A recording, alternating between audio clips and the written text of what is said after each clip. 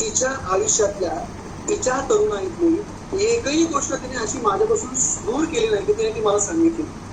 त्याच्यामुळे असं मित्रत्वाचं असं छानसं आमचं नातं होतं. म्हणजे अलीकडे आपण खूप शिकलो तरी सुद्धा ना, म्हणजे विचारामध्ये मर्यादा ठेवल्या, बोलण्यामध्ये मर्यादा ठेवल्या, वागण्यामध्ये मर्यादा ठेवल्या, तशी ती खूप बिनधास्त होती. त्याच्यामुळे तिच्यामुळे मला खूप मुक्त असं म्हणे बोलता आलं, लिहिता आलं. आणि तिला बरंचसं साहित्य मी माझं वाचून घातलेलं. त्यानंतर वडिलांच्या पण तिच्याबरोबर ती असताना माझी पुस्तके प्रकाशित केली झाली.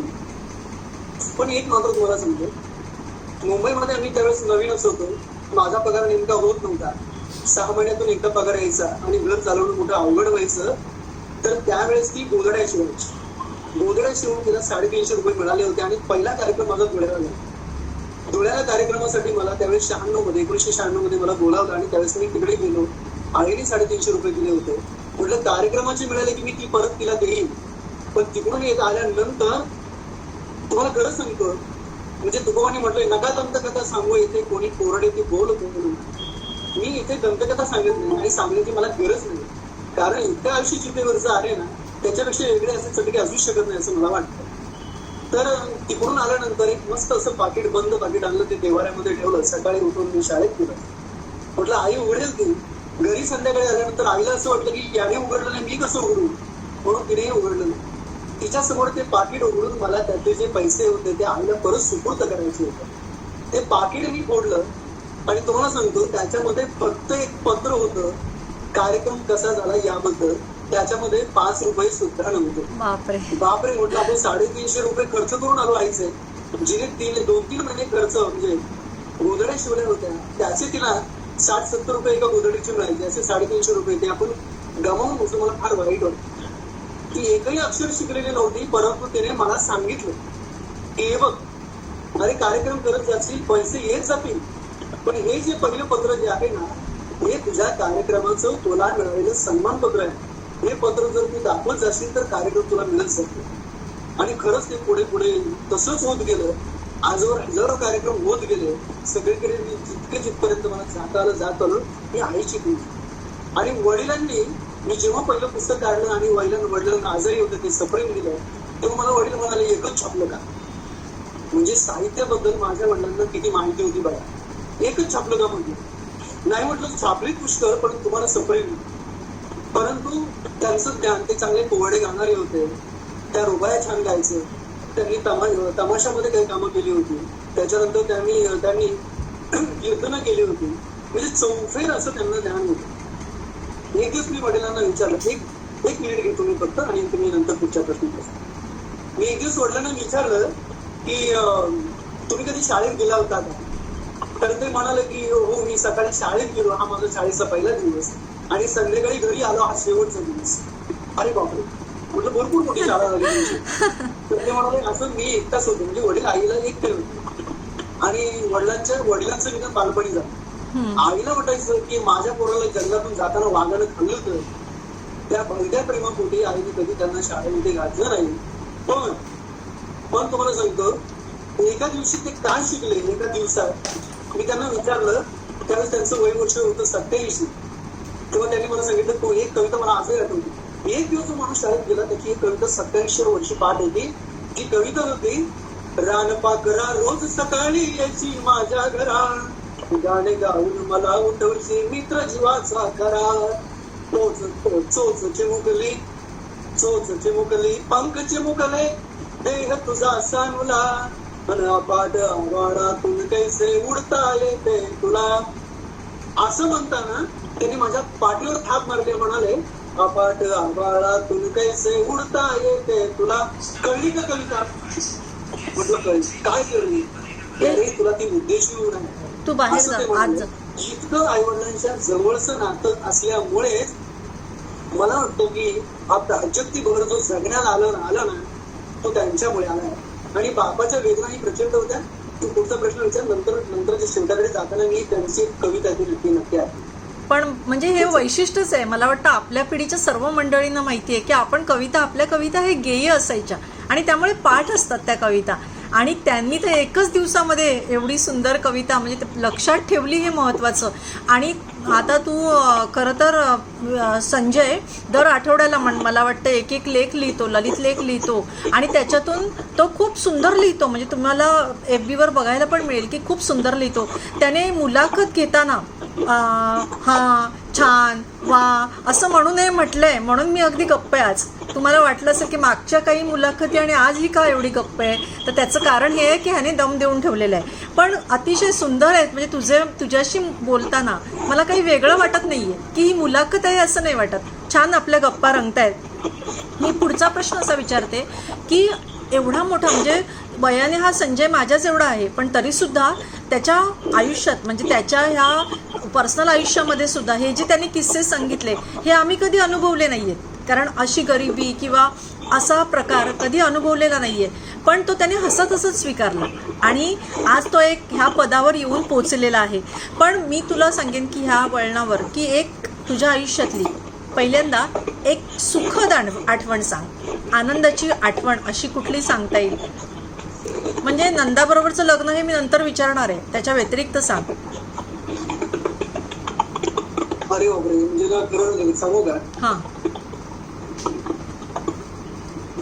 म्हणजे दुःखाच्या आठवणी जर विचारल्या असत्या तर बऱ्याच सांगितल्या असत्या. तोही विचारणार आहे. आठवणीत असं तर मला माहित नाही, परंतु काय आनंद असेल मला, तर सगळ्यात महत्वाचं म्हणजे ना मला घर मिळालं, नोकरी. म्हणजे 3 गोष्टी एकदम सांगतो आनंदाच्या. नोकरी, घर आणि बायको या 3 गोष्टी ज्या आहेत ना, या 3 गोष्टीमुळे मला बऱ्यापैकी फुलतात, जे प्रत्येकाला त्याच्यामुळे फुलतात. बरोबर. तर हे माझ्यासाठी खूप महत्वाचं आहे. दुःखद आठवण सांग. मला असं वाटतं आठवण जे आहे मला फार वाईट वाटलं. म्हणजे हे जेव्हा आईचं निधन झालं तर म्हणजे माझ्या नजरेसमोर तिचा प्राण जाताना मी बघितलं. आणि विशेष म्हणजे मला सांगायला काही वाटत नाही इथे, मी खरंच सांगतो इथे की मी माझ्या आईची किंवा माझ्या वडिलांची तुमच्याप्रमाणेच खूप मनपूर्वक अशी सेवा केली. म्हणजे अगदी 90कडे गेलेल्या वडिलांना मी रोज आंघोळ घालत असे. इतकंच नाही तर शेवटच्या काळामध्ये आईला मी छानपैकी उचलून शहरामध्ये असून सुद्धा उचलून डॉक्टरकडे नेत असे, अगदी पाठपुळे घ्यावं असं. मी हे सगळं केलं. मला याचं कौतुक आहे की आपण जिने मला 12 वयामध्ये पाठपोळी म्हणजे पाठीशी घालून अखेर जगभर मिरवलं, तिला तिच्या उत्तर वयामध्ये मला मिरवता आलं, हे खूप झालं. परंतु एक दुःखद जी घटना आहे की तिचं निधन झाल्यानंतर जे वडिलांना मी बघितलं, ती जी कविता आहे त्या प्रश्नाच्या अनुषंगाने आलं म्हणून मी सांगतात की आपण सगळ्यांच्या कदाचित त्या भावना असू शकतील. ती अशी आहे, चिते पुढं बाप उभा, गांडू नशिबाला दोष दे, चिते पुढं बाप उभा. काळाच्या आत लगीन झालं, संसाराचं टुंड मागे लागलं, बापाचं उजवा आज झाली, मरस्तेवर शेतात राबली, आज तीच बापा अगोदर सरणार आडवी झाली, आठवणीने गतकाळ अख्खा भूतकाळ पुढं उभा, गांडू नशिबाला दोष देते, चिते पुढं बाप उभा. लेकीला सोबत घेऊन बार मजुरी तिनं केली, रातंद्या शेतात राबूनही मान तिची नाही मोडली, दुसऱ्यांच्या उंबऱ्यात ठेवून पोरांना शाळा तिने शिकवली, वगरवट्याचं पाटकं लुगडं नेसून दारिद्र्याला चिगडं लावली, मागची वर्षे बापाला आता आठवायला लागली, कोलमडून पडला मग बापाच्या मनाचा उभा गावा, गांडू नशिबाला दोष दे, चिते पुढे बाप उभा. तर अशी बरीच दीर्घ कविता आहे की ते जिनं आपल्याला आयुष्यभर साथ दिली, ती आपल्या नजरेसमोर ती जाते आहे. आणि अगदी काय म्हणत भावना असेल, पण तो बाप आपल्या बायको भोवती तो फिरतो आहे. हे माझ्या आयुष्यातलं अतिशय दुःखद घटना जी होती. मला वाटतं इतकं दुःख असू शकत नाही कोणाच्या बाबतीत. हे आणि हे माझं वैयक्तिक नाही, हे सगळ्यांचं दुःख आहे. बरोबर आहे. हृदयद्रावक असतं हे. हा प्रसंग आम्ही अनुभवलेला आहे, त्यामुळे अतिशय हृदयद्रावक अशी ही जोडी तुटणं हा प्रसंग असतो. नक्कीच तुला थोडंसं वेगळ्या ठिकाणी घेऊन जाते, कारण हा फार दुःखद अनुभव, आपण सगळ्यांच्या अगदी डोळ्यात अश्रू दाटण्यासारखा हा प्रसंग. आज ह्या मी म्हटल्याप्रमाणे की एवढ्या कठीण परिस्थितीतून आज तू हे स्थान मिळवलेलं आहे. एक उत्तम शिक्षक तर आहेस, पण उत्तम कवी, उत्तम सूत्रसंचालक, निवेदक आणि अनेक संस्थांमध्ये तू काम करतोयस. तर असं तुला वाटतं का ह्या वळणावर आल्यावर? खरं तर वयाने लहान आहेस तरी सुद्धा मला असं वाटतं की अजून काही करायचं राहिलंय, असं तुला वाटतंय का? नाही, असं असं काही नाही मला. मी जे फक्त माझं एक आहे मात्र, माझ्या डोक्यामध्ये एखादी गोष्ट बसली ना तर तिच्या मागे मी लागतो. म्हणजे मागे मला एकदा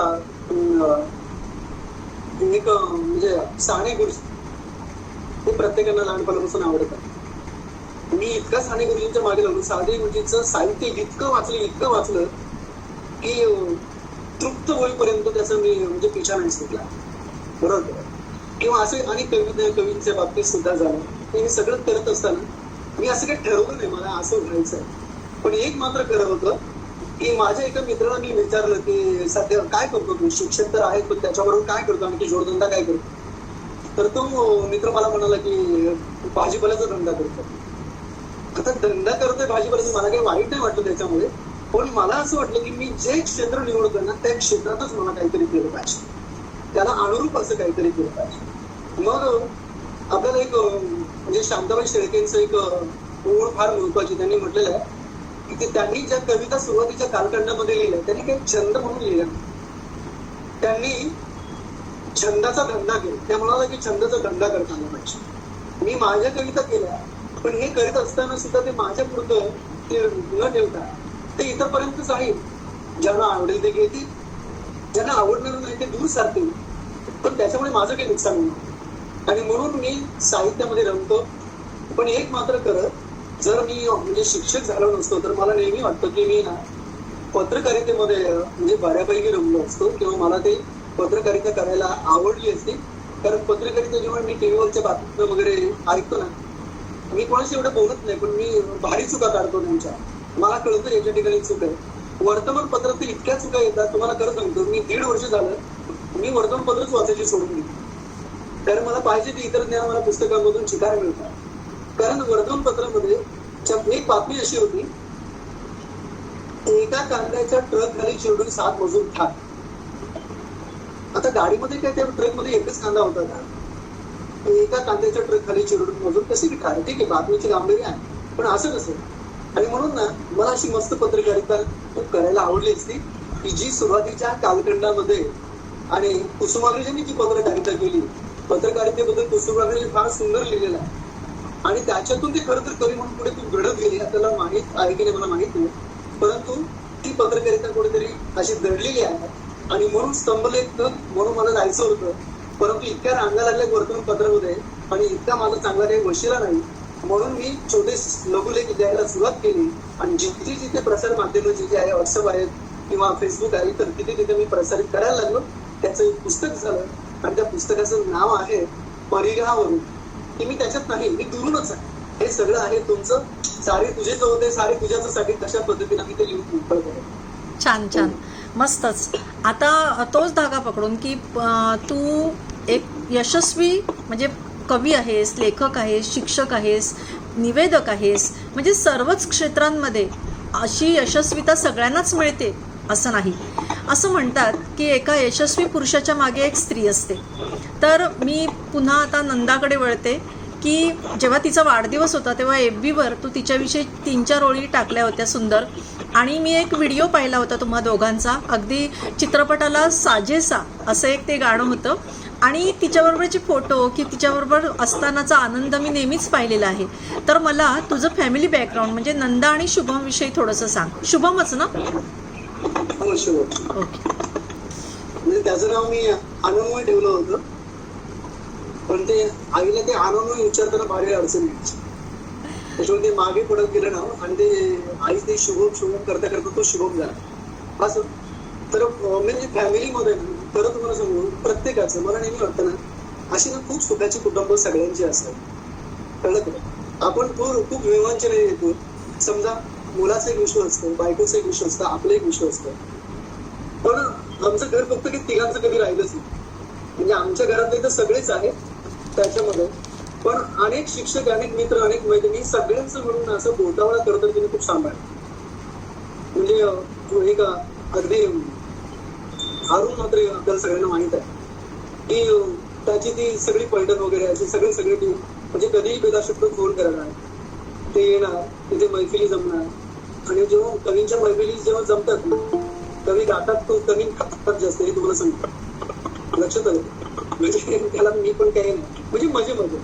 तर हे सगळ्यांचं करताना सुद्धा एक पत्नी म्हणून तिनं म्हणजे खूप कधी कोणाचा कंटाळा केला, ती नेहमी करत असते. आणि तिथं त्याचे कंटाळा म्हणजे आजचा कार्यक्रम आहे तरी मी माझं काम करत असताना सुद्धा तिने मला सांगितलं ते काम माहिती ना तुम्हाला, तयारी झाली का आणि आजच्या कार्यक्रमाची तयारी केली की नाही काही, म्हणजे आजची मुलाखतच मोठ्या वेगळी आहे, तर तयारी काय करायची कळलं तरी. आणि सगळी आपलीच म्हणजे. पण एक मात्र डोंगर माथ्यावर चढलेल्याने वास्तवाचं ठेवावं भान, आपल्या समोर जे असतात ना ते दिसतात तेवढे नसतात ना, कळत. मी माझ्या साहित्य क्षेत्रामध्ये माझ्या शिक्षक क्षेत्रामध्ये मी खूप मोठं काम नाही केलं, परंतु मला बरं वाटेल इतकं मात्र काम मी नक्कीच केलं. तसं तिच्या आयुष्यामध्ये तिने जे काही काम केलंय त्याचाही मला प्रचंड आदर आहे. आणि ती पण अलीकडे लेख लिहायला लागली. एक दिवस तिने तो लेख लिहिला आणि मला पाठवला. मला असं वाटतं की मीच लिहिलेलं आहे की काय कधी काढली.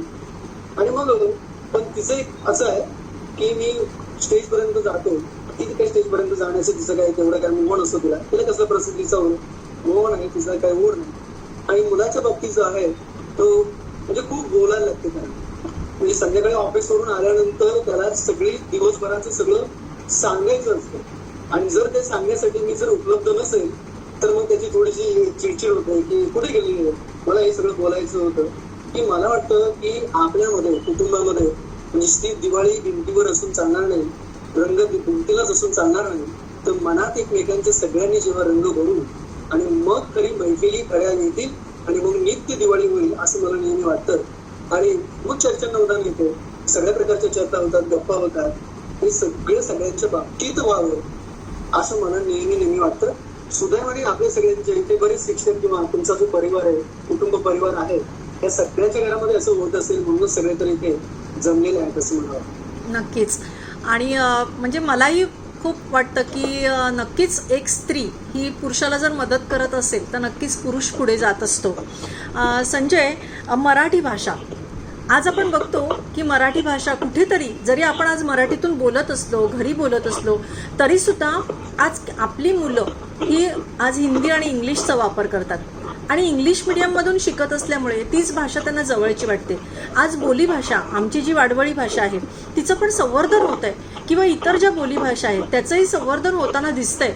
पण मला वाटतं मराठीसुद्धा बोलणारी ही आपली आता शेवटची पिढी, म्हणजे पुढची पिढी पण किती मराठी बोलेल आणि किती मराठी आत्मसात करेल ह्याचा आपल्याला काही म्हणजे ठाव लागत नाही. पण त्याच्याविषयी थोडीशी निराशाच मला वाटते. तुझं मत काय? थोडस माझं मत जरा वेगळं आहे. मराठी भाषा जी आहे इतकी गोड खरंतर भाषा आहे, तर त्याच्यामुळे ती बोलीतून कधी हद्दपार होणार नाही. शिक्षणातून थोडस, आता शिक्षणाचं माध्यम माझा एवढा अधिकार नाही की मी कोणाला सांगणार नाही की मराठीतच शिकवा, इंग्रजी मीडियमला टाकू नका. कारण इंग्रजी माध्यमाकडे जाण्याचं अजून एक कारण आहे की पुढे जाऊन मुलांच्या ज्या अडचणी तयार होतात, पालकांना त्यांच्या अडचणी मुलांच्या करायच्या नसतात म्हणून ते सुरुवातीपासून इंग्रजीला टाकतात. पण होतं असं, एक दोन अनुभव सांगतो की मी मला प्रेझेंट द्यायचं होतं एक पाकिट, आणि आमच्या शेजारी तो इंग्लिश मिडियमचा एक मुलगा होता. त्याला म्हटलं लिहि रे अमुक यांना वाढदिवसाच्या हार्दिक शुभेच्छा, लिहि जरा इंग्लिश मध्ये. तर त्यानं मला काय केलं, त्या कोणत्या व्यक्तीचं मला नाव आठवत नाही, वाढदिवसाच्या हार्दिक शुभेच्छा हे इंग्लिश मध्ये लिहिलं पण मराठीत तसंच लिहून गेलं. म्हटलं आपलं पोरं जर इकडे इंग्लिश मिडियमला जर मुलगा माझा जात होता त्यावेळी शाळेमध्ये की याचं मराठी नाही घडवणार आणि याचं इंग्लिशही घडवणार. किती काही केलं ना, विचार आपण आपल्या मातृभाषेतूनच करतो हे प्रत्येकाला माहित आहे. आणि म्हणून त्या मराठी भाषेची गोडी लावण्यासाठी आपण माध्यमाची निवड शक्यतो मराठीचं सुरुवातीचं जर केलं तर खूप बरं होईल. पण मराठीला आम्ही इतकं पिळलंय ना, शुद्ध लेखनावर इतकं आम्ही ठाम आहोत ना, अशीच वेलांटी पाहिजे, असाच उकार पाहिजे. आणि मग मुलं शिवून जातात. ते घाबरतात का, मला हा उकार जमेल का, मला ही वेलांटी जमेल का, मला हे लिहिता येईल का. मराठीचं बळ शिक्षकांकडून जर लहान वयामध्ये मुलांमध्ये पेरलं गेलं तर मग ते मुलं मराठीपासून दूर जातील. असं काही होऊ नये. येऊ दे ना त्याला वेलांटी, पहिली असू दे नाही तर दुसरी असू दे, उकार माणसं पुढचं असू नाही तर माणसं असू दे, त्याला बोलू दे तर खरं मराठी, जाऊ दे पुढे त्याला. असं मला वाटतं. जरा मराठीला आपण थोडस सैल केलं पाहिजे.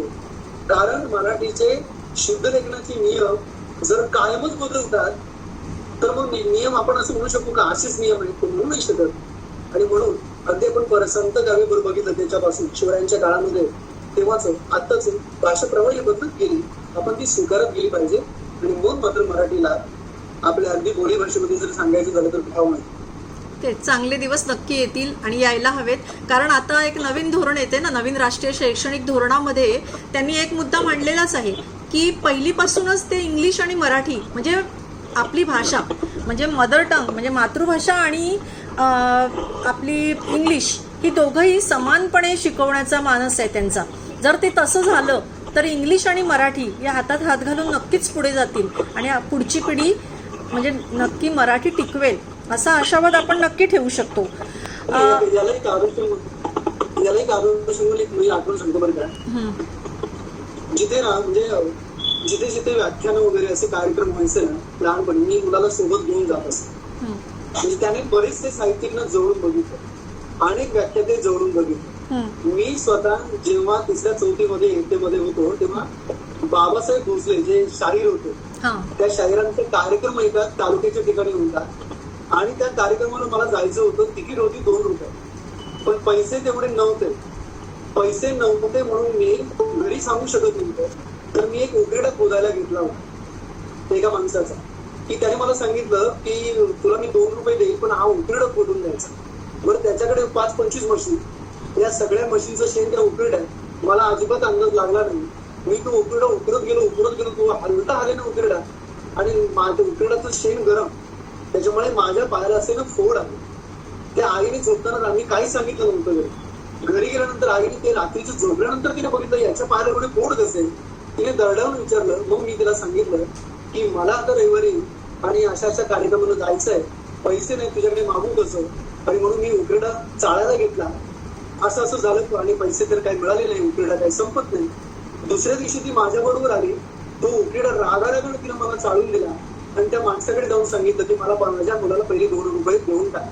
तिने ते 2 रुपये दिले आणि त्यावेळेस रात्रीच्या वेळेस आई आणि मी त्या रानवट्या जंगलातून मला तिनं बाबासाहेब भोसलेंचा पोवाडा ऐकण्यासाठी ती घेऊन गेली.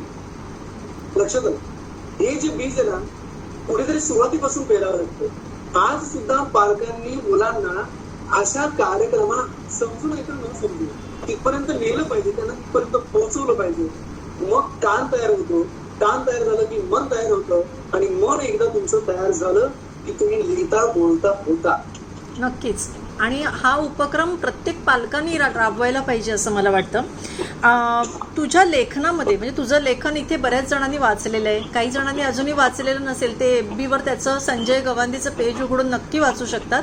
तर संजय, तुझ्या लेखनामध्ये मी नेहमी पाहते की हा मूळचा कवी, त्यामुळे हा कवी मन सोडतच नाही.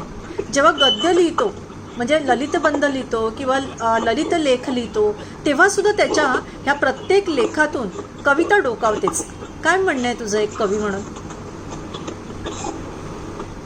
नाही, काय होतं अलीकडील माणसांना खूप मोठं जाडजूड असं ऐकायला आवडत नाही, म्हणजे वाचायलाही आवडत नाही. म्हणजे इथेही आपण सगळे बसलेलो असलो तरी कदाचित कंटाळून सुद्धा असतो ना, शक्य नाही नाकारता येत. आणि म्हणून मी छोटे छोटे लेख लिहायला सुरुवात केली की एका नजरे सरशी पटकन वाचता आले पाहिजे.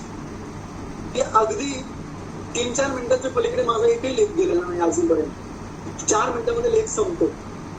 म्हणजे इतके छोटे छोटे लेख लिहिले आणि त्याच्यामध्ये मग मोठा असे छोट्या शब्दामध्ये मांडण्याचं जे कसं बसतं ना ते कवितेत बसतं. आणि म्हणून त्या ओळीने अशा छोट्या छोट्या ओळी मी म्हणजे निवडायला लागली. म्हणजे अशी एक ओळ होती बघा, माझं एक पुस्तक आहे घे टिपून टिपून, म्हणजे 4 ओळींच्या कविता. सगळ्या पुस्तकामध्ये 4 ओळींच्याच कविता, त्याच्या पलीकडे ओळच नाही. पण आशय मात्र त्याच्यामध्ये फार निमित्त आहे.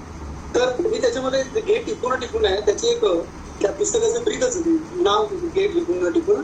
आणि पहिली जी ओळ ती अशी लिहिली होती त्याच्यामध्ये, कर्तृत्वाची घे बारारी जग जाऊ दे दिपून, जे जे सुंदर आहे जगती घे टिपून टिपून.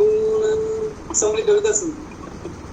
मग मला त्याच्यासाठी खूप स्पष्टीकरणाची गरज वाटत नाही आणि थोडक्यात लिहिलं आणि सोपं लिहिलं ना लोकांना आवडतं. आणि म्हणून मी सोपं लिहितो आणि म्हणून मी फार सोपा आहे. मला खूप प्रसिद्धीची काही हाव नाही. स्टेजवर मला कोणीतरी आणलंच पाहिजे, मला मिळवलं पाहिजे असंही काही नाही. मी जर स्टेजवर असेल तर स्टेज सारखा असतो आणि नसेल तर कुठेतरी कोपऱ्यामध्ये अगदी छान एखादा श्रोता म्हणून बसायला सुद्धा मला तितकेच आवडतं. मला अजिबात त्याच्यामध्ये कधीच कमीपणा वाटत नाही. म्हणून तर ह्या छोट्याशा कार्यक्रमासाठी सुद्धा तू हो म्हटलंस. हे सुद्धा त्याचीच म्हणजे हे आहे ना, आमच्यासाठी प्रचिती आहे त्याची, त्या तुझ्या वाक्याची.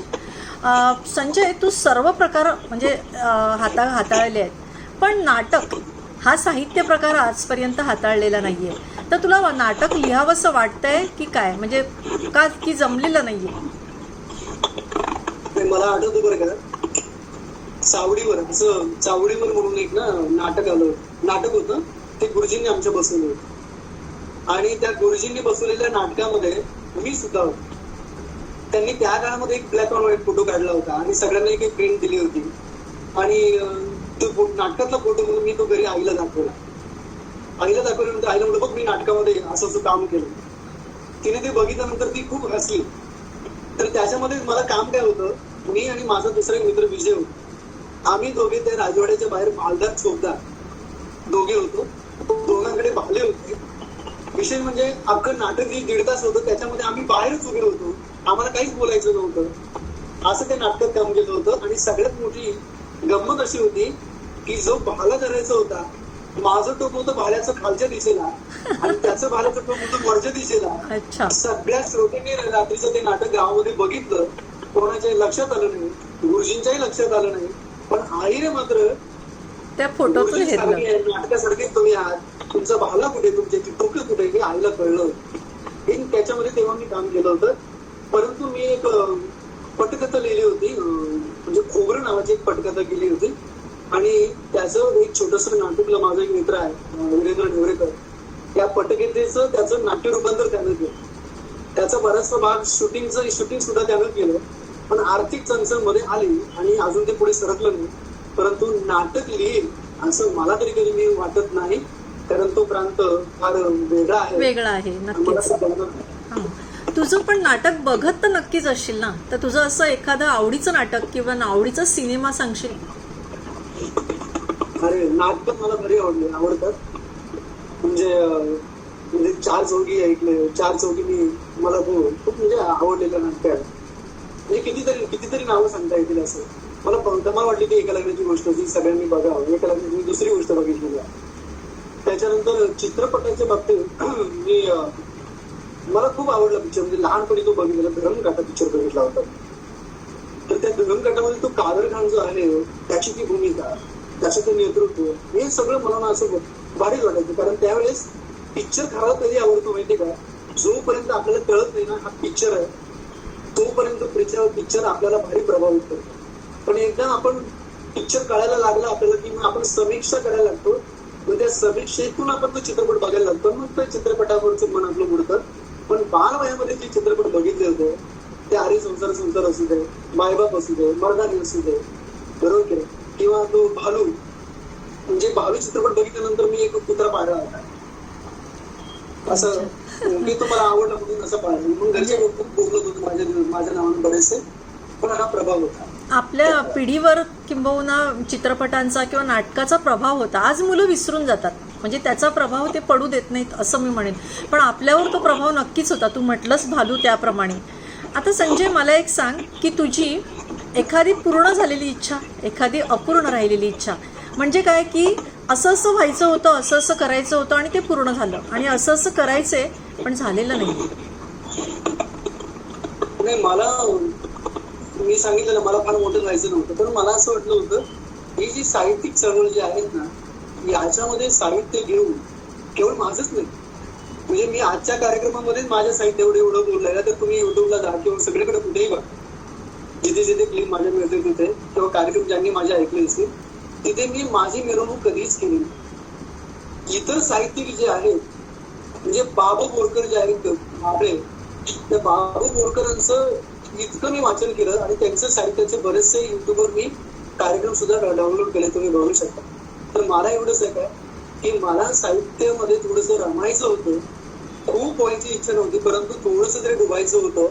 मी स्वतःला डुंबून त्याच्यामध्ये घेतलेलं आहे मी थोडासा का होईना चिंब झालेलो आहे, मी समाधानी आहे, त्याच्याबद्दल माझी अजिबात काही तक्रार नाही. पुण्य जे होईल ती सेवा तुमच्या चरणी अर्पण करेल, पण बाकीचं मला तसं काही वाटत नाही.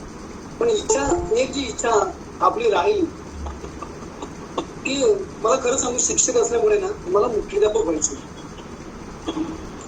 कधीतरी ना मला मुख्याध्यापक व्हायची खूप जाम इच्छा आहे. परंतु मला खात्रीनं माहिती आहे की माझी सेवा आहे, परंतु सिनियर ज्युनियर किंवा माझी शाळा बदलत गेली, सिनियरिटी जात गेली, त्याच्यामुळे मला मुख्याध्यापक कधी होता नाही आणि होणार पण नाही.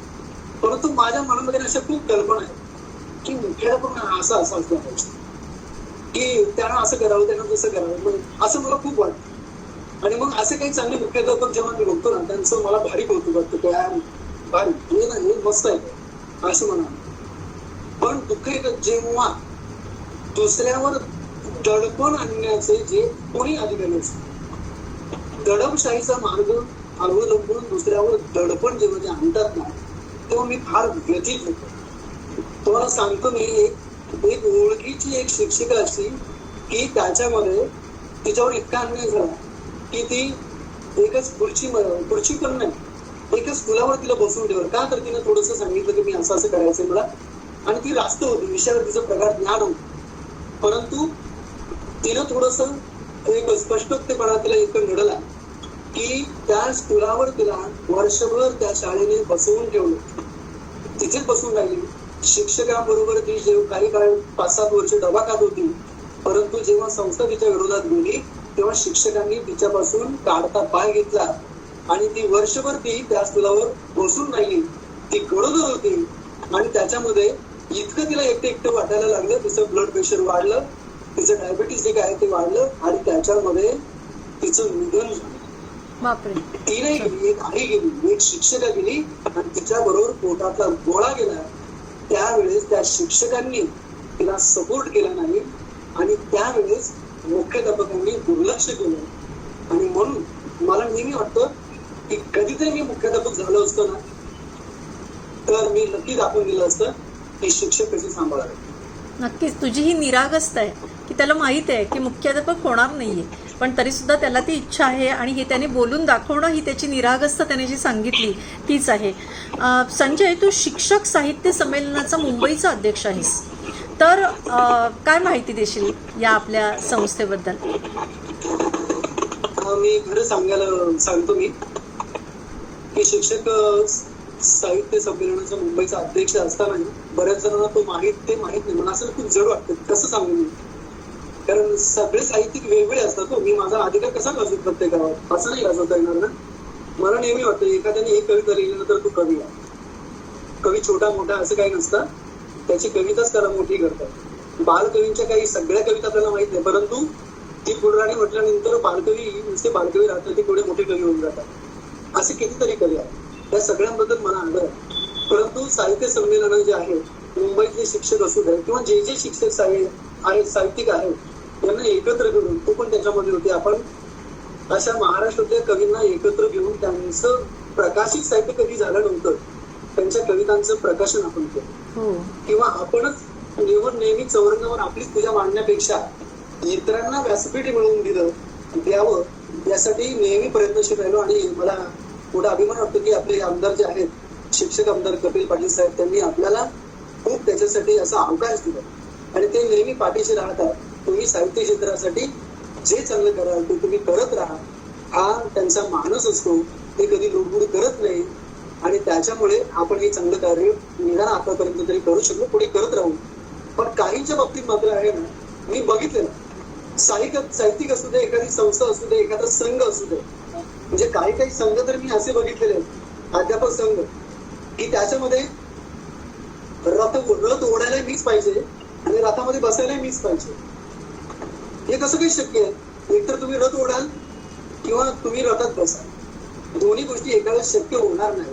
कधी मला वाटतं की आपण रथ ओढावा, कधी रथात बसावं, कधी दुसऱ्यांना बसू द्यावं, कधी आपण पुढे जावं.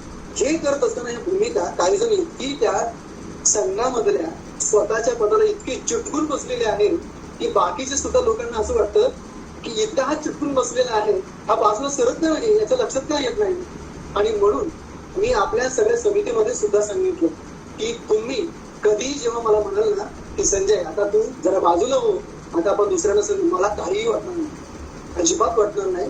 मी फक्त करतोय एक सेवाभाव म्हणून काम करतो आहे, पण मी कधीही पदाची ती मिरव करत नाही आणि मला ती आवडत नाही. पण जे चुकून बसलेले असतात ना अशा या म्हणजे व्हॉट्सअप समोर जे आहेत ना याच्यामध्ये सुद्धा जे ऍडमिन असतात ना त्यांना असं वाटतं की हा संघ म्हणजे माझ्या बापाचाच आहे अशा पद्धतीने वाटतात.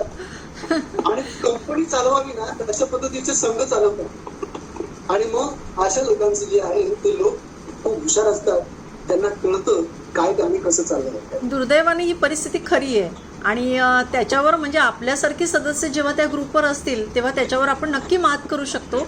पण मला खूप आनंद वाटतो की मी ज्या ग्रुपवर आहे, की आमचा एक वाडवळ कट्टा म्हणून ग्रुप आहे किंवा आमचा प्रेम जिव्हाळा आपुलकी आमचा हा ग्रुप आहे, ह्या ग्रुपवर कुठेही भांडणं वगैरे नाही आहेत. म्हणजे अतिशय सौहार्दपूर्ण वातावरण आहे, ॲडमिन आणि सदस्य सारखेच आहेत. म्हणजे हा एक भाग झाला. दुसरं म्हणजे शिक्षकांसाठी ही हे जे आहे की काय म्हणूया की आपली साहित्य संस्था निर्माण झाली शिक्षकांसाठी, जो उपेक्षित असतो नेहमी किंवा मागच्या बेंचवर बसणाराच हा शिक्षक असतो, कुठेही तो पुढे पुढे करत नाही आणि त्यासाठी ही आपली संस्था आहे. आणि म्हणून खरोखरच ही एक अत्यंत आपल्यासाठी खूप अभिमानाची गोष्ट आहे. मी तुम्हाला सर्वांना की संजय आणि मी खूप छान गप्पा मारताना तुम्ही पाहिलंच आहे आणि एवढ्या मनमोकळ्या गप्पा मारण्याचं किंवा किंबहुना आज मी नंदावहिनी समोर असेल किंवा तुम्ही सगळे असाल तर त्याच्या मागचं कारण सांगणार आहे की मी आणि संजय हे जवळजवळ 25 वर्षापासूनचे मित्र आणि नंतर आम्ही आणि संजय एकाच ठिकाणी काम करत होतो, एकत्र डबा खायचो, एकत्र गप्पा मारायचो. समवयस्क असल्यामुळे बाकीची सगळी मंडळी थोडी मोठी असल्यामुळे आमचा एक मेळा होता, त्याच्यामधलं संजय आणि मी जास्त जवळचे.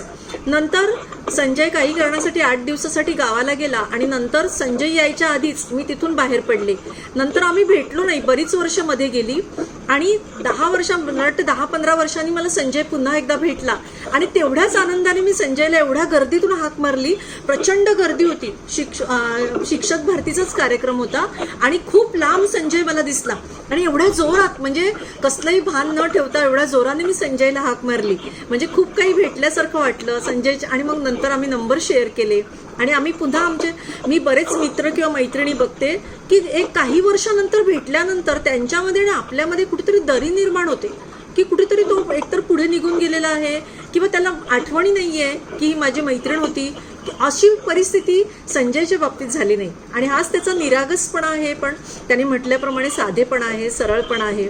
आज आपण खूप छान गप्पा मारल्या. मला वाटतं की तुम्हाला हा जो गप्पांचा कार्यक्रम तुम्हाला नक्कीच आवडलेलाही असेल आणि संजय असाच व्यक्त होतो आणि म्हणून त्याचे कार्यक्रम सुद्धा खूप छान होतात.